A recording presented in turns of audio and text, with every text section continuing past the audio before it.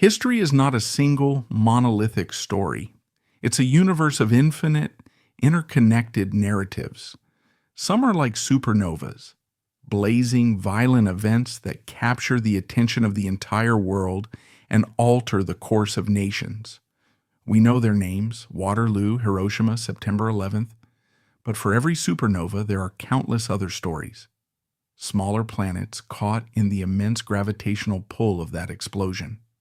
Their own orbits are irrevocably shattered, not by their own design, but by proximity to the cataclysm. They are forever defined by a light and a heat not their own. This is not a story about the supernova. This is not another investigation into the ballistics, the trajectories, or the labyrinthine conspiracy theories that surround the assassination of President John F. Kennedy. We have, as a culture, spent more than half a century staring into the blinding light of that event. Instead, this is a story about a life lived entirely within its shadow. It's the story of a woman who stood closer to the epicenter than almost anyone, yet remains one of its most enigmatic and tragic figures. This is the story of Marina Prusakova, the young Soviet woman who married Lee Harvey Oswald. It is the story of a life that began in the austere world of the Soviet Union, collided with one of America's most unstable and infamous figures, and was ultimately condemned to a lifetime of public scrutiny, suspicion, and quiet sorrow. It is the story of a woman who, at just 22 years old, became the unwilling keeper of a nation's darkest secrets and the lifelong bearer of a name she could never escape. To understand Marina, we must first travel far from the sun-bleached asphalt of Dealey Plaza to a world of snow, steel, and silence. She was born in 1941 in Molotovsk, a city on the White Sea in the Russian Arctic. Today it's known as Severodvinsk, a closed city, the heart of Russia's nuclear submarine construction. It was and is a place built for purpose, not for comfort. Her childhood was steeped in the profound collective trauma and ingrained resilience of the Soviet Union during and after the Great Patriotic War. Her father died when she was an infant, and her mother passed away when she was still a young girl. Raised by relatives, her early life was a lesson in austerity, conformity, and survival, within a system that prized the collective over the individual. In 1957, at the age of 16, she moved to Minsk, the capital of Soviet Belarus. This was a significant step. Minsk was a major city, a world away from the provincial isolation of the Arctic. It was a city that had been almost entirely obliterated during the war and had been rebuilt as a model Soviet metropolis, a landscape of wide avenues, imposing Stalinist architecture, and sprawling apartment blocks. Marina enrolled to study pharmacology, a respectable profession for a young Soviet woman. Her life was on a prescribed, predictable track. It was a life of lectures, dances at the Palace of Culture, and quiet evenings with her aunt and uncle. It was a world hermetically sealed from the West, a world she had no reason to believe she would ever leave. But in 1959, an unusual element had been introduced into this controlled environment. A 20-year-old American ex-Marine, filled with a fervent and romanticized vision of Marxism, had walked into the U.S. Embassy in Moscow and renounced his citizenship. His name was Lee Harvey Oswald. The Soviets, suspicious but also intrigued by this propaganda curiosity, eventually sent him to Minsk, gave him a relatively privileged apartment by local standards, and a job at the Gorizont electronics factory assembling radios. To the people of Minsk, Oswald was an exotic creature, a walking, talking piece of the world they only ever heard about in condemnations on the state radio. Imagine the whispers in the factory canteen, the sideways glances on the bus. An American, not a diplomat in a guarded compound, but a factory worker right here among them. He was a minor celebrity and a profound oddity. The KGB, of course, monitored his every move. His modern furnished apartment with its own kitchen and balcony, an incredible luxury when most families were crammed into communal living, was bugged. His friends were informants. His life was a carefully managed performance, a gilded cage he didn't fully comprehend. Oswald himself was a bundle of contradictions. He was arrogant, convinced of his own intellectual superiority, yet he was also deeply lonely. He made clumsy attempts to fit in, using his broken, heavily accented Russian to debate politics with coworkers who mostly just nodded along. He spent the generous subsidy he received from the Red Cross, a workers' aid payment that made his income far higher than his peers, on Western magazines, nice clothes, and tickets to the opera and ballet. He was a man playing a role, the committed Marxist, but beneath it all, he was still just a brooding, frustrated young man, adrift and searching for a significance he felt the world had denied him. And so these two solitary orbits began to spin in the same small city. On one side, you have Marina Prusakova, diligent, serious, following the clear, state-approved path for a bright young woman. Her world was one of textbooks, quiet ambitions, and the familiar comfort of family. On the other, you have Lee Harvey Oswald, volatile, self-important, and fundamentally alone, living under a microscope. Their lives were running on parallel tracks that, by all logic, should never have intersected. But Minsk, for all its size, had a limited social scene for its youth, and it was at a dance in the grand hall of the Palace of Culture for trade unions, amidst the sound of a live band playing waltzes and foxtrots, that these two vastly different worlds were about to have their fateful collision. On a cold night in March 1961, at a trade union dance, these two isolated worlds collided. Marina, the 19-year-old pharmacy student, and Lee, the 21-year-old disillusioned American defector. To Marina and her friends, he was an object of intense curiosity, an actual American in the flesh. He was different, intense, and he spoke of a world she could only imagine.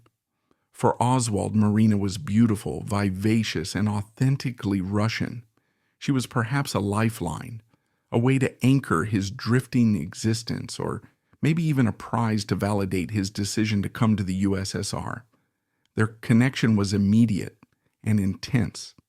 It was a whirlwind romance fueled by mutual fascination and perhaps a shared sense of being adrift. Just 6 weeks after they met, they were married. For Marina, this was a breathtakingly rapid departure from the conventional path. It was a gamble, a leap into the unknown with a complex and brooding foreigner. To understand her decision, you have to understand the world she was leaving behind. Marrying Oswald wasn't just about love or infatuation, it was an act of profound personal rebellion. It was a choice to step off the predictable gray conveyor belt of Soviet life. This intense American offered a portal to a world of different ideas, different music, a different way of being. For a young woman with a curious mind, the allure was irresistible. Her aunt and uncle with whom she lived were understandably apprehensive. They had raised her in a system built on caution and conformity, and here she was, tying her life to a complete unknown, a foreigner who was, by his very nature, a political complication. For Oswald, the motivations were just as complex. By 1961, his romantic vision of the Soviet Union had curdled into bitter disillusionment. The work at the factory was monotonous, the food was bland, and he was not the celebrated hero he had envisioned himself becoming. He was lonely and increasingly desperate. Marina's affection was a balm to his wounded ego. That this beautiful, intelligent Russian woman would choose him reaffirmed the sense of specialness he so desperately craved. She wasn't just a wife.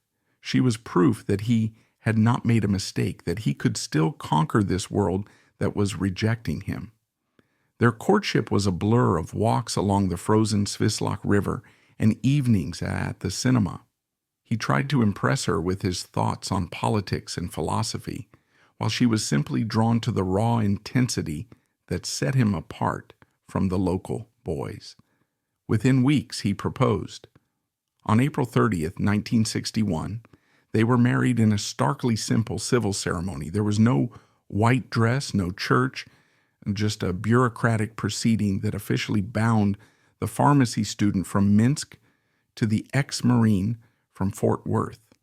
The reality of their marriage, however, quickly set in, and it was far from a fairy tale. The very things that might have seemed romantic about Oswald, his intensity, his nonconformity, manifested in their private life as control and volatility.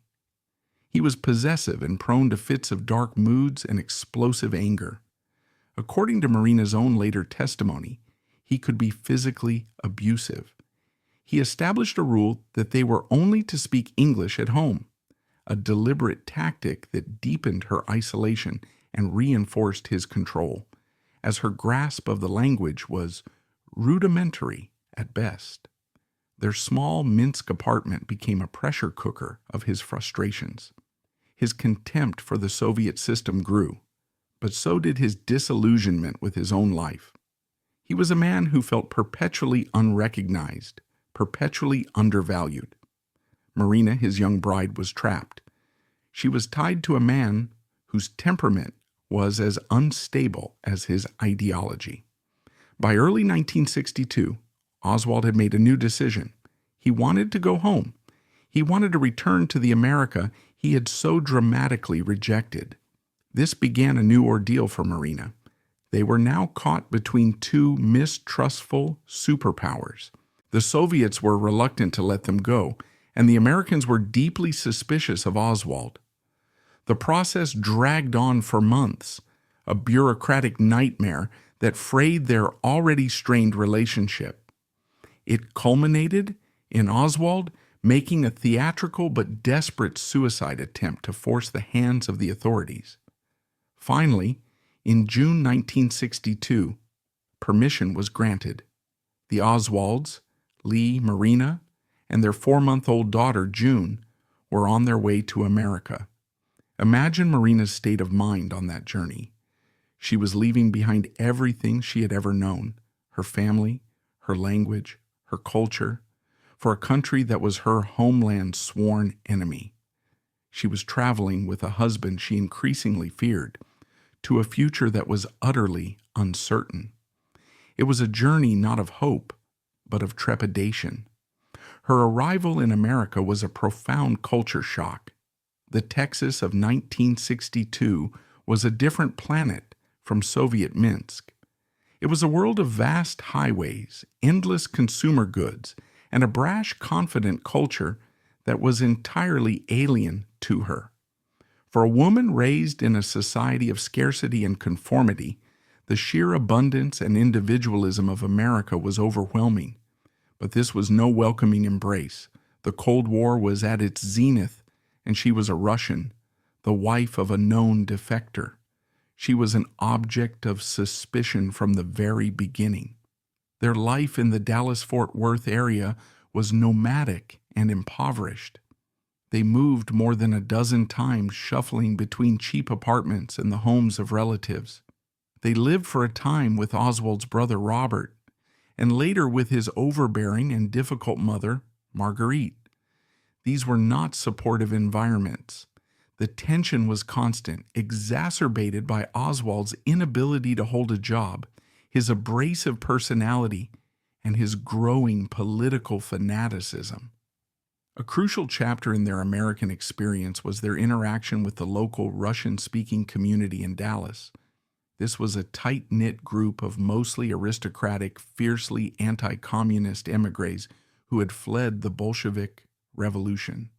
Initially, they took an interest in the young couple, particularly in Marina. They offered charity, friendship, and a connection to her native language. However, Oswald's arrogance and His vocal pro-Castro and pro-Soviet views quickly made him a pariah.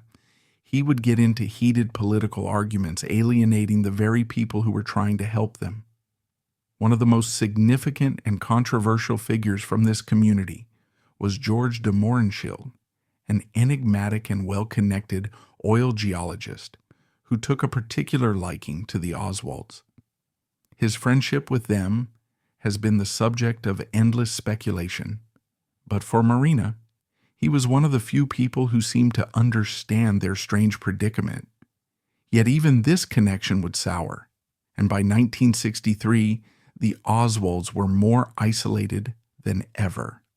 It was in this atmosphere of profound isolation that Marina found an unlikely savior. Her name was Ruth Paine.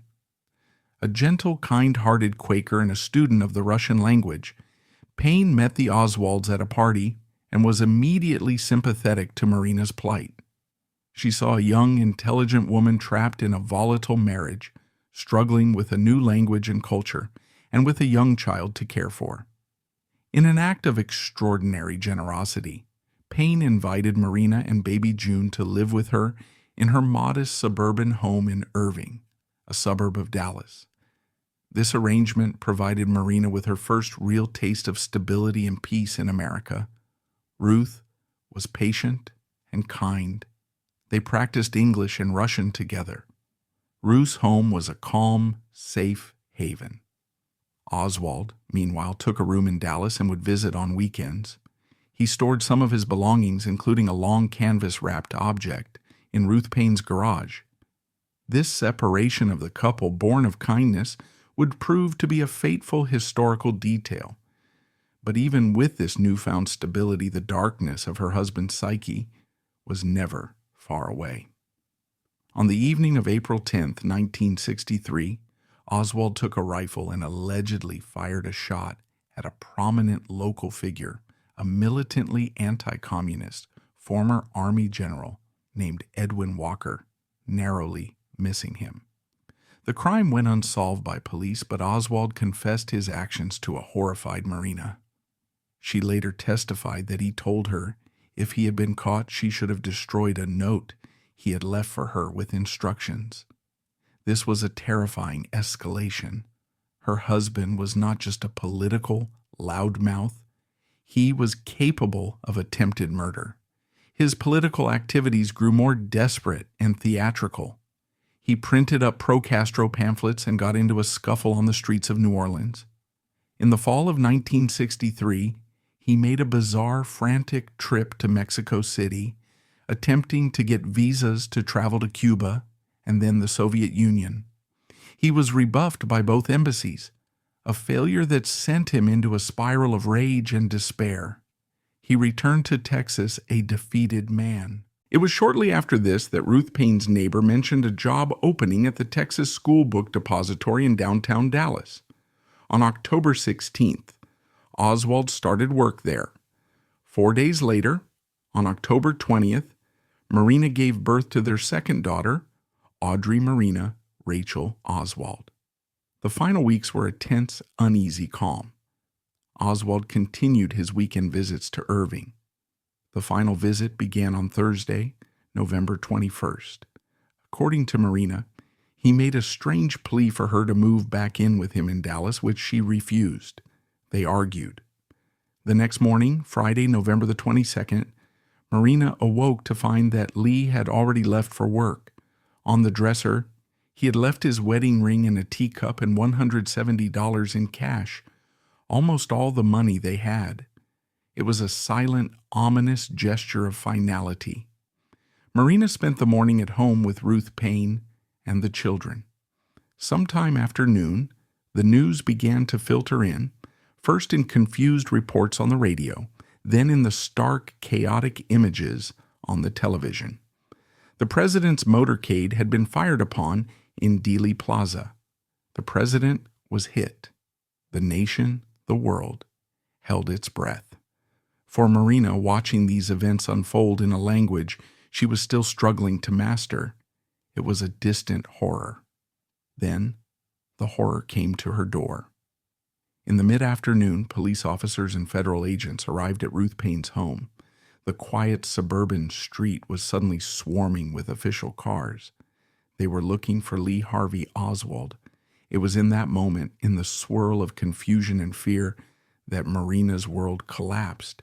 She was questioned. They asked about her husband, about his job, about whether he owned a rifle. In a moment of panic and denial, when shown the infamous backyard photograph of Oswald posing with a rifle in communist newspapers, she initially claimed it was a fake, that his head had been pasted onto someone else's body. The agents searched the garage and found the long, blanket-wrapped package. Inside was a Mannlicher Carcano rifle, the weapon that had, just hours before, altered the course of American history. The connection was made. The nightmare was real. For the next 48 hours, Marina was in a state of shock, shuttled between locations by the Secret Service, subjected to hours of intense interrogation. Imagine her position. A 22-year-old immigrant, her husband the most wanted man on earth, her English failing her under the immense pressure, trying to answer questions from men who saw her as a potential Soviet conspirator. And then on Sunday morning, November 24th, the final surreal blow was delivered. While watching television, she saw it happen live, along with millions of other horrified Americans. She saw her husband, Lee, being led through the basement of the Dallas Police Department. She saw a man in a dark hat, Jack Ruby, lunge forward. She saw the flash of the gun. She saw her husband crumple in pain. Lee Harvey Oswald was dead. Any chance of a trial, of public testimony, of him explaining his actions was gone forever. Marina was now a widow, left alone to face the judgment of a grieving and furious nation. But she wasn't truly alone. She was a mother. Throughout this entire ordeal, this maelstrom of history, she was clutching her two small children, 2-year-old June and her newborn baby, Audrey Rachel, who was less than 5 weeks old. Picture the scene. A young mother trying to comfort a crying infant and a confused toddler while armed men searched her belongings, and a nation's grief turned to rage just outside the door. Her personal maternal world of feedings and diapers had collided with a geopolitical event of terrifying magnitude. Her isolation was absolute. Her only friend in America, Ruth Payne, was herself now a key witness swept up in the investigation. Her own family was thousands of miles away behind the Iron Curtain, completely unreachable. There was no one to call, no one to turn to, no one who could simply hold her and tell her everything would be all right, because it wouldn't. She was adrift in a sea of suspicion, and beneath the shock and the grief was another heavier burden, the weight of her own secrets. This wasn't just the widow of a man she barely understood. This was the wife who knew he owned that rifle. She was the woman who had known about his volatile temper, his political fanaticism, and even his previous assassination attempt on General Edwin Walker. Her panic and her initial lies to the authorities were not just from confusion. They were from the terror of a woman who knew just enough to be afraid, a woman whose own complicated history with her husband could be twisted into a narrative of complicity. In the wake of Oswald's death, her life entered a new surreal phase. She was placed under 24-hour Secret Service protection and moved to a secret location. This wasn't a comfort, it was a new kind of prison. She was at once the most protected and the most reviled woman in America. To the agents guarding her, she was a priceless intelligence asset and a potential suspect. To the public, her face, now splashed across every newspaper and television screen, became a symbol for their anger and confusion. She was no longer Marina Prusakova, the girl from Minsk. She was Oswald's widow, a title that would follow her for the rest of her life, a brand burned into her identity. She was left in a quiet, guarded room with her 2 babies and the deafening silence left by 2 gunshots that had changed the world. From this point forward, Marina's life becomes a case study in the immense, crushing weight of historical infamy. The theme of a woman paying for her husband's sins became the central, inescapable truth of her existence. In the immediate aftermath, she was a figure of intense public fascination and deep official suspicion. Her testimony to the Warren Commission was critical. Over many sessions, this frightened, grieving young woman provided the details that would form the backbone of the official narrative. She spoke of the rifle in the garage. She told them about the Walker assassination attempt. She described his violent temper and his political extremism. At the time, she fully believed he was guilty and had acted alone. Her testimony was a form of self-preservation, but it also cemented her role in the historical record as the chief accuser of her own husband. Life became a bewildering paradox. She was the recipient of thousands of hate-filled letters and threats, branding her a communist accomplice, but she also received an astonishing outpouring of sympathy. Americans from all walks of life, seeing the plight of a young widow with 2 infant daughters, sent donations totaling tens of thousands of dollars. It was this public charity that allowed her to survive.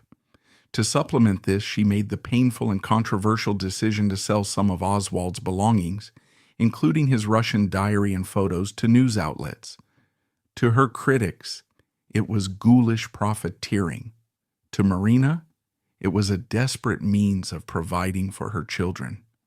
As the years passed, the certainty she had expressed to the Warren Commission began to fracture. The emergence of a cottage industry of conspiracy theories, coupled with her own lingering questions, began to plant seeds of doubt. It is perhaps an understandable psychological journey to accept that the man you once loved, the father of your children, was a pathetic lone killer who committed a meaningless act of nihilism is, in some ways, a heavier burden than believing he was a pawn, a patsy in a vast, important conspiracy. The latter, at least, imbues his life and death with a sense of significance. By the 1970s, she had publicly recanted her Warren Commission testimony. She now believed that Lee was part of a conspiracy and had been set up. This reversal alienated her from the official establishment, but made her a figure of great interest to assassination researchers. She was courted by theorists, each with their own agenda, each seeking her endorsement to legitimize their claims. She was no longer in control of her own narrative. She was a character in everyone else's. The conspiracy theorists offered her a different, perhaps more comforting, narrative. In their versions, Lee wasn't a monster. He was a pawn, a patsy, just as he had claimed. He was a victim, too. For a woman haunted by a complicated love and a traumatic past, the appeal of this alternative truth is not hard to understand. But this new community came with its own price. She had escaped the control of the Secret Service only to fall into the orbit of a cottage industry of researchers and authors. She was interviewed endlessly, her memories sifted through for clues, her words parsed for hidden meanings. Every new acquaintance had a motive. Every friendly ear was attached to a notebook. She was no longer just Marina. She was a living artifact, the key that might unlock the whole mystery, and she was pulled in a dozen different directions by people who claimed to be helping her find the truth, but who were often just using her to validate their own. This painful search for a different truth culminated in the bizarre spectacle of October 1981. To put to rest a persistent theory that a Soviet double had been buried in Oswald's grave, Marina consented to an exhumation. Under the glare of the media, the coffin was raised and the decomposed remains were examined. Dental records confirmed it was Lee Harvey Oswald. The exhumation proved nothing new, but it was a stark public dramatization of how deeply Marina remained tethered to the ghost of her husband, unable to escape the tendrils of that day in Dallas. Imagine the sheer surreality of that moment. A damp Texas cemetery turned into a floodlit television studio. A crowd of reporters jostling for position to capture the grotesque scene of a coffin being lifted from the earth after 18 years. And at the center of it all, Marina, a woman in her 40s, seeking some kind of definitive answer, some solid ground to stand on after decades of shifting suspicions. She was hoping to kill one conspiracy theory, perhaps to give oxygen to another. But the result was a profound and public anticlimax. The body was his. The science was simple. The mystery remained as deep as ever. The exhumation had yielded no new clues, no shocking revelations. All it had done was to literally unearth the past, parading Marina's private pain and her desperate search for answers before the entire world. It was a final tragic demonstration that no matter what she did, she could not escape him. The grave could be opened, but the past could never truly be buried. In the midst of this public turmoil, she desperately tried to build a private life. In 1965, she married Kenneth Jess Porter, a kind, steady, and unassuming man. It was a marriage that offered her the protection of normalcy. She became Marina Porter. They had a son together, and they settled in the quiet town of Rockwall, Texas, where they created a fortress of privacy. For decades, Marina Porter disappeared. She adopted a policy of near total silence, refusing countless interviews and turning down multi-million-dollar offers for books and films. Her priority was to give her 3 children a life free from the taint of the Oswald name. She became a fiercely protective mother, living a quiet life of suburban anonymity. But the past was a relentless pursuer. Every November, the media would return. Every new assassination theory would drag her name back into the light. She could change her name and lock her door, but she could never truly be free. Her life stands as a profound testament to the concept of collateral damage. She was not a political player. Her only historical act was to fall in love. For that, she was given a life sentence. She was condemned to raise her daughters in the knowledge that their father was one of history's great villains. She had to navigate the world as a living, breathing relic of a national trauma. The psychological weight of this is almost impossible to comprehend. Today, Marina Oswald Porter is in her 80s. She remains one of the last living central figures with a direct, intimate connection to the events of 1963. Her decades of silence speak volumes. They speak of a desire for peace, a profound weariness with a world that has never stopped dissecting her life, and a recognition that no explanation or testimony could ever lift the shadow that fell upon her as a young woman. Her story is not, in the end, about conspiracies or politics. It is about the fragility of a single human life in the path of a historical hurricane. It is a quiet, deeply sorrowful narrative that runs parallel to the loud, chaotic official story. It's the story of a woman who flew too close to a dark sun and who has spent 60 years living in the resulting eclipse. She is the ultimate human footnote to a tragedy, a reminder that the deepest wounds are often carried in silence, far from the history books, by those who are left behind.